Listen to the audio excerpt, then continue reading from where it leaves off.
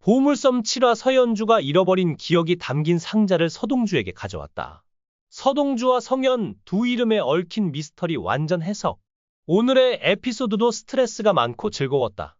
서동주가 돌아온다는 소식과 성연의 존재를 알게 된 공비서의 다리가 휘청거린다는 소식이 눈에 띄었다.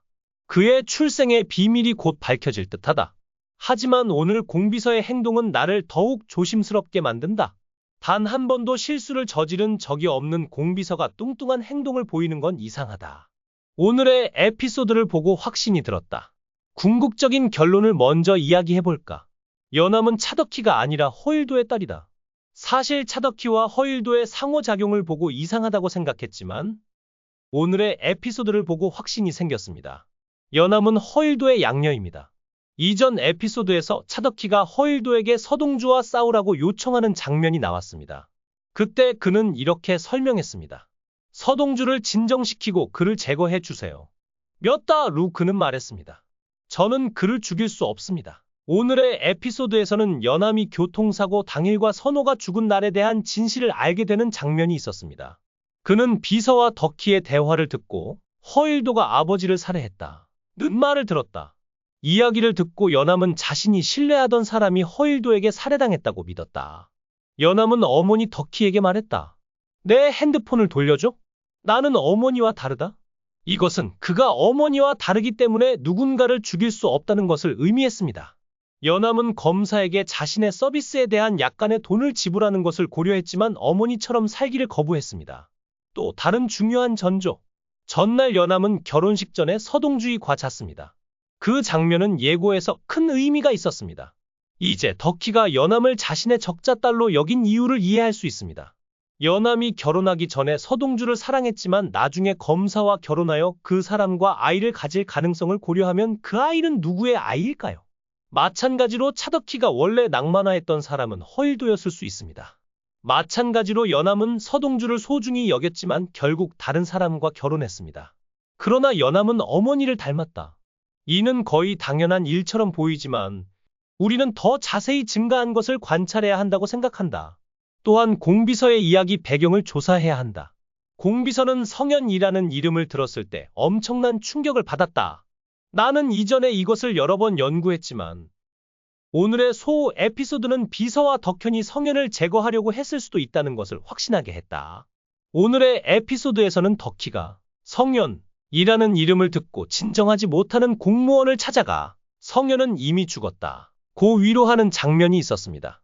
이 장면은 공무원과 차덕희가 성연의 교통사고를 알고 있었다는 것을 보여줍니다. 성연의 어머니는 왜 죽어야 했을까요? 대중의 관점에서 본 캐릭터에 대한 설명은 원래 차강천 회장의 부인을 모시는 사람으로 묘사합니다.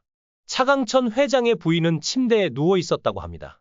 그 결과 그녀는 아이를 갖는데 어려움을 겪었을 가능성이 큽니다.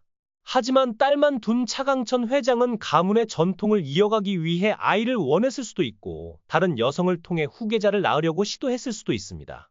그래서 차선호와 같은 적자가 태어난 것입니다.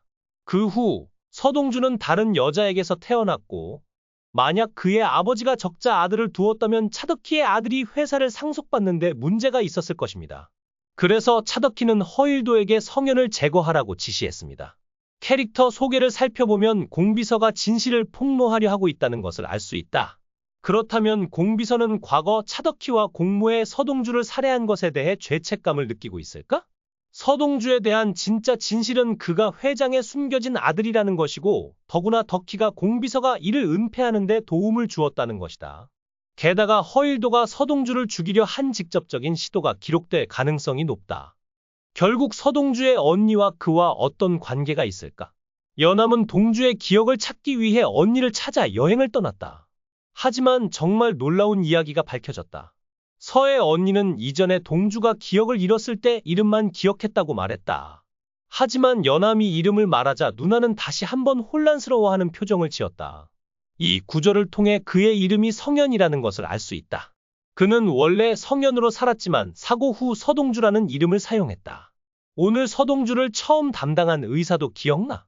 김도수 박사다. 이 인물에 대한 설명에 따르면 서동주의 아버지와 누나는 서동주의 기억을 찾는 데 필요한 단서를 가지고 있다. 김도수은 허일도와 함께 학생 운동을 했던 적이 있는데 무죄에서 동료들을 사기치고 혼자 살려고 했던 허일도에게 극도로 반대하는 인물이라고 한다.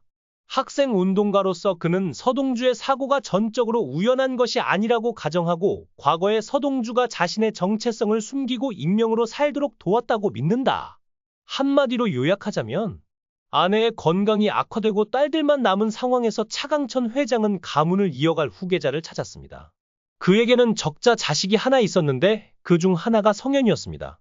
하지만 차덕희는 아들에게 악영향을 미칠 경우를 대비해 이복형을 제거하려 했고 허일도가 이를 처리해야 했습니다. 또한 공비서도 이에 가담했지만 사람을 죽였다는 죄책감에 시달렸습니다. 하지만 성현의 사망 신분이 돌아오자 공비서는 진실을 폭로하려 했습니다. 그러는 사이 회장의 치매가 진행되면서 회장의 후계자를 찾는 일이 본격화될 전망입니다. 후계가 어떻게 진행될지 궁금합니다. 결국 회장은 서동주의 기억 상실을 관찰하며 동주야, 너는 멍청이야? 나와 의견이 같니? 이 대사는 깊고도 숨막힐 정도로 강렬했다. 지금은 서동주가 기억을 잃은 듯하지만 나중에 기억을 되찾더라도 아무것도 기억하지 못하는 척할 것으로 보인다. 앞으로의 개선이 기대된다. 다만 다음 회에서는 고문의 순간이 있을 것으로 생각한다. 본격적인 보복 메커니즘이 빨리 시작되기를 바란다. 하지만 공비서가 놀란 진짜 이유는 무엇일까? 범인은 서동주 살인에 가담한 사람일까? 아니면 서희 어머니일까? 팀이 동주와 연암이 엮이는 것을 막기 위해 스토리를 만들었다고 생각하고 그걸 토대로 추론해보면 흥미로운 전개가 있을 것 같다. 발생. 연암은 차덕희와 허일도 사이에서 태어난 아이로 허일도가 덕희의 배우자를 살해한 날 교통사고로 만난 아이가 성씨인 듯하다. 하지만 공비서가 이 일로 죄책감을 품고 있어 성현이 부활하는 건 자신의 범죄 자백을 요구하는 소통수단이 될 수도 있다. 또한 염장의 아들이 서동주라는 설도 있다. 하지만 캐릭터 설명에는 염장이 불임이고 아이를 가질 수 없다고 나와 있다. 제작진이 이 부분을 강조한 만큼 숨겨진 비밀이 있을 수도 있다. 서동주와 공비서 사이에 숨겨진 연관성이 있는 듯하고 최근 소편을 본 뒤로 더욱 헷갈린다. 하지만 한 가지 진실은 분명하다. 연암은 허일도의 양녀다. 어떻게 보든 연암은 차덕희와 허일도 사이에서 태어난 어린아이 같다. 그리고 여러분의 생각이 궁금합니다. 그리고 또 주목할 만한 장면을 마주쳤다. 서동주가 배를 준비하고 기다리는 모습을 기억하시나요? 그때 일어난 어린아이가 가장 나를 연상시킨다. 그 아이의 등장이 괜히 있었던 건 아니었나 보다. 우연일 수도 있지만 동주와 아이의 앉은 자세가 똑같았다. 드라마 속 인물들이 감정적 의미가 없다고 가정하면 이 장면은 성현이 어린 시절에 겪은 사고를 미묘하게 암시하는 수단이 될 수 있다. 젊은 염장선이 팀원들과 작전 회의를 하고 있다. 그 옆엔 매니저로 불리는 전직 국정원 요원과 한 여자가 서 있다. 여자의 이름은 성현. 그녀는 염장선의 눈을 똑바로 바라보며 말한다. 성현, 염장선, 너 이번 작전 실패하면 나까지 끌고 들어갈 거야. 명심해. 염장선은 이를 악물고 고개를 끄덕인다. 그러나 그날 밤 작전은 실패로 끝난다. 성현은 염장선의 실수로 적에게 잡히고 끔찍한 고문을 당한 뒤 행방불명된다. 염장선은 그날 이후 그녀의 이름을 입에 담지 않았다. 시청해 주셔서 진심으로 감사합니다. 여러분의 관심과 응원이 저에게 큰 힘이 됩니다. 만약 이 이야기가 재미있었다면 좋아요와 구독을 눌러주세요. 여러분의 작은 클릭 하나가 더 많은 흥미진진한 콘텐츠를 만드는 데 큰 도움이 됩니다. 앞으로도 더욱 긴장감 넘치는 이야기로 찾아뵙겠습니다. 계속해서 많은 사랑과 관심 부탁드립니다. 감사합니다.